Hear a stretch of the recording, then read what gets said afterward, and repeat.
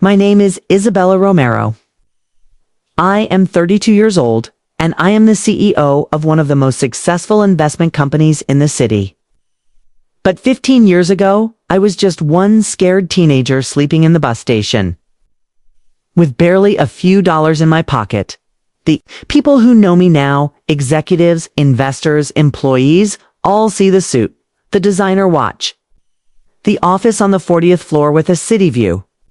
What they don't see are the scars that I hide. Not on my skin, but in my heart. It all began when I was 17 years old. I lived with my parents, Carlos and Maria Romero, in a middle-class neighborhood. My father worked as a manager in a local company, and my mother was a teacher. We were not rich, but we didn't lack anything. Either or so I thought. Isabella has potential, my friend said. Teachers should apply to the best universities, and I did. I studied day and night. I participated in every extracurricular activity possible. I wrote essays until my fingers hurt. When the acceptance letters arrived, I cried tears of happiness. Harvard, Stanford, all of them loved me. But there was a problem: money. We can't pay for those universities, said my father one night during dinner. You will go to a local university, like everyone else. But I got a scholarship at Harvard, I protested. We need to cover the costs of housing and books, my mother said, staying silent as always. Then my father made a decision. He hit the table with his fist. I have said no, he snapped. A woman doesn't need such an expensive education. You will get married, you will have children. Local university is more than enough. That night, I listened to my parents argue in their room. It is a unique opportunity, my mother said. We could mortgage the house. No, my father interrupted. Money is for the business I want to start. I'm not going to waste it on your whims. I didn't know it then. But my father had been saving for years to open his own company. My education was an obstacle in his way.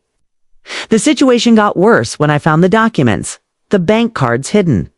In his desk, they had more than 100,000 pesos saved, more than enough to help me with college. When I confronted my father, his face transformed in a way that I will never forget.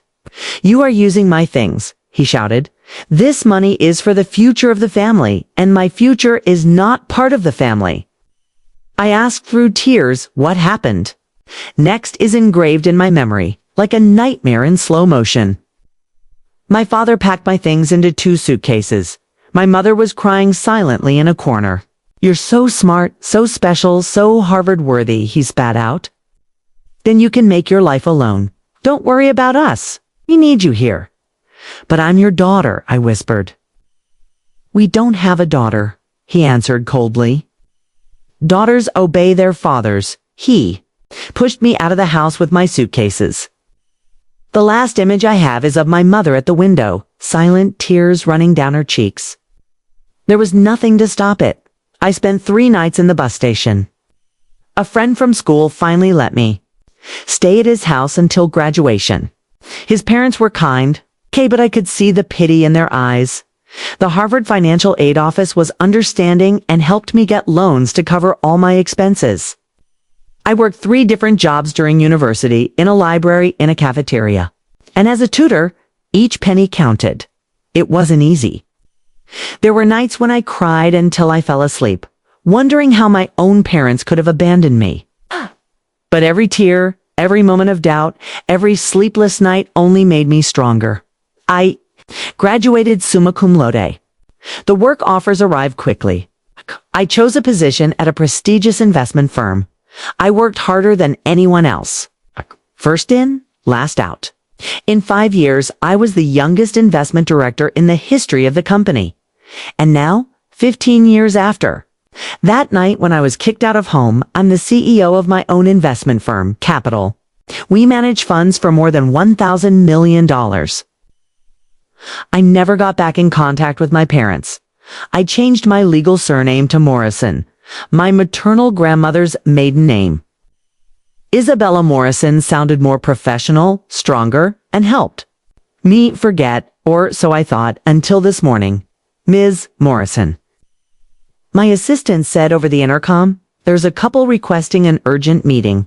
Mr. and Mrs. Romero say it's about an important investment." My world stopped. 15 years of buried memories suddenly emerged. "Do you have an appointment?" I asked, keeping my voice firm. "No, but they insist that it's urgent. Something about saving your family's company." I looked out my office window at the city, which was now my home. 15 years building my life, my career, my strength. "Make them pass," I said. It was finally time for the daughter who was abandoned to meet her parents who had rejected her. But this time, I had the power, and they had no idea who I was now. My assistant showed them in. 15 years can change a lot of people, and my parents were not the exception. My father, formerly proud and dominant, seemed smaller, with completely gray hair. On my mother, who once was beautiful and elegant, now looked haggard and nervous. They didn't recognize me.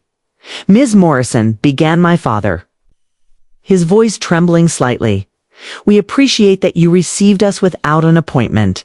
Please take a seat," I replied, maintaining my professional voice and distance. "How can I help you?" They sat in front of my desk, looking uncomfortable in their worn but formal clothes. My mother kept playing with her bag, a nervous habit I remembered from my childhood. "We own Romero Enterprises," my father explained. "A construction company. We've been operating for 14 years. 14 years, I interrupted. "Right after you kicked your daughter out of the house." They froze. My mother dropped her bag. How do you know that?" my father whispered. I slowly stood up, circling my desk. "I know many things, Mr. Romero. I know that you used the family savings to start your business instead of supporting education. I know from your daughter that she chose her ambition over her future." My mother started to shake. "Who is it?" she asked. I took my ID from the desk and I gave it to Isabella Morrison, formerly known as Isabella Romero. The daughter they abandoned for 100,000 pesos. The silence that followed was deafening. My father turned pale while my mother started to cry silently. "Beautiful," whispered my mother, using the diminutive that I had not heard in 15 years. "My beautiful Isabella." I firmly corrected her. "Isabella Morrison, CEO of Capital." My father tried to recover his composure. "Daughter, I can't believe this. This must be destiny." "Destiny!" "Ah!" Laughed without humor. "No, Mr. Romero, this is irony. You came looking for money, didn't you?" He nodded slowly. "The company, your company. Our family business is in trouble. We need a loan of $5 million to avoid bankruptcy." I asked the same company that denied me an education. A company that was worth more than its own daughter? "We all made a mistake," my mother said. "These years you were looking for a lie." I interrupted them. "I did my research when I got to this position. They never looked for me. Not once did they try to contact me at Harvard or when I graduated, even when I appeared in business magazines." My father sank in his chair. "Pride is true," I said. "My pride. And now you are here because your precious company is failing. Because you need money, not because you wanted to find your daughter." I took a folder from my desk and opened it. Romero Enterprises, debts for $7 million. Lost contracts, bad financial management, and risky investments. "How do you have that information?" my father asked. "I am the CEO of an investment firm, Mr. Romero. It's my job to know these things." I leaned forward. "Do you want to know better? 3 months ago, one of my analysts suggested buying Romero Enterprises. It was on the verge of bankruptcy, but with proper management, it could be profitable." His eyes lit up with hope. I rejected the offer. I did it not out of resentment, but because the numbers didn't lie. "Your company is rotten from within, just like your values. Please," my mother begged. "We will lose everything." Like I lost everything. I asked softly, "How did I lose my home, my family, my security?" My father got up suddenly. "I am your father.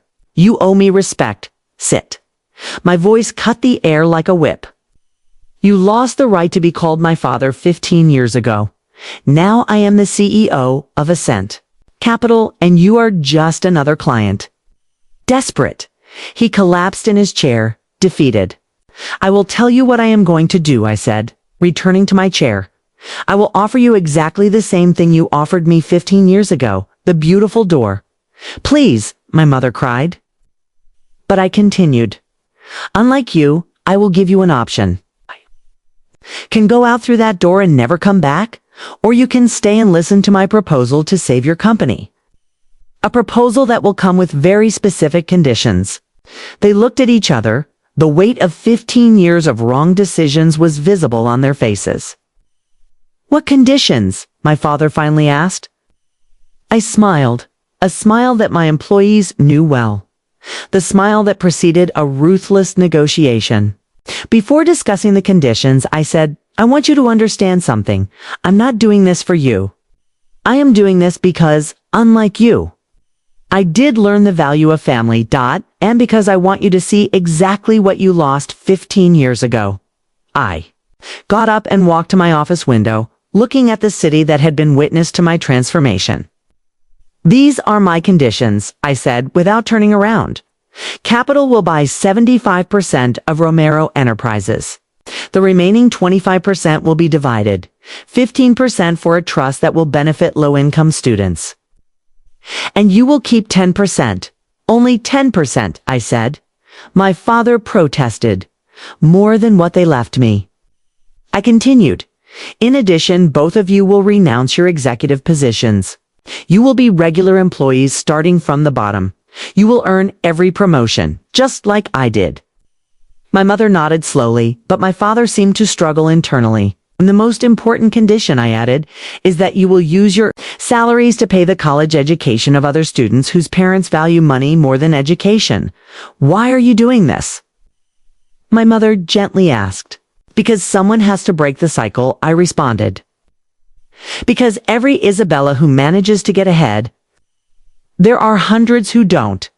I handed over the contracts that I had prepared that morning, anticipating that this day would eventually come. You have an hour to decide, I said. I suggest you use it wisely. I left the office, leaving them alone with their decision. In the hallway, my assistant was waiting for me, concerned. Are you okay? He asked. He was the only person in the company I knew would be there for me.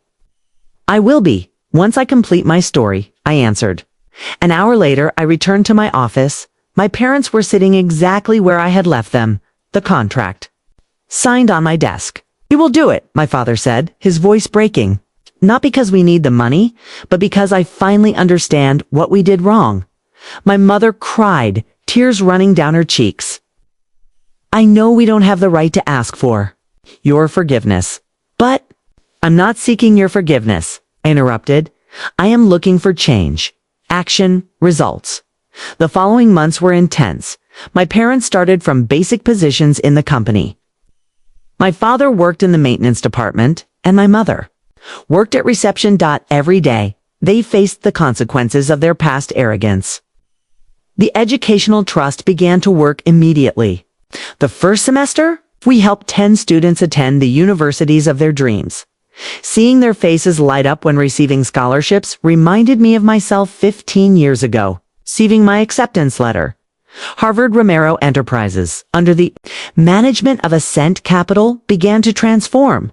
We implemented policies of gender equality, mentoring programs, and educational benefits for all employees.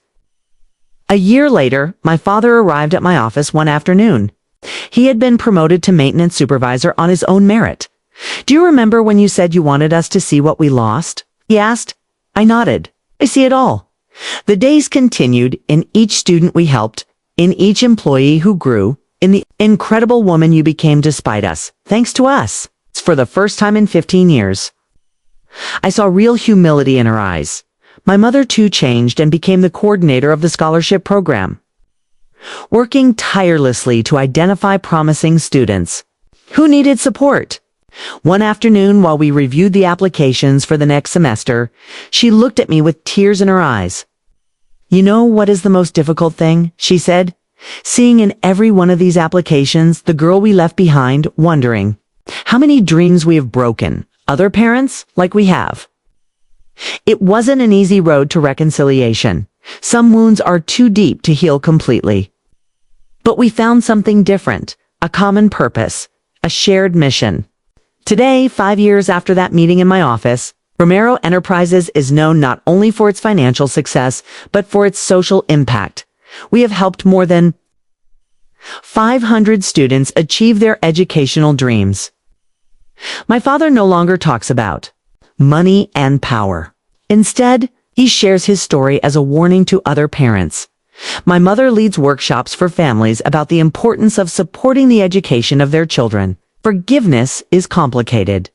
There are days when the 17-year-old girl inside me still cries at that bus station, but there are also days when the woman of 37 years sees something greater than forgiveness. Transformation. Last week, during our annual scholarship gala, a young woman, a student, asked me how it all started.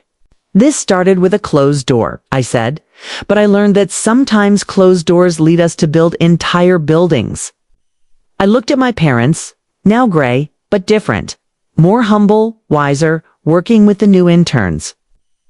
And sometimes, I added, we build those buildings not for revenge, but to make sure that no one else has to sleep in a bus station, dreaming of an education. It's not a happy ending to a fairy tale story. It's something better. It's an ending that means something, that changes lives, that breaks cycles. And every time I sign a new scholarship, every time I see a student receive their acceptance letter, every time my parents guide a new family toward better decisions, I know it was all worth it because in the end, the best revenge is not personal. Success, it's making sure no one else has to take revenge.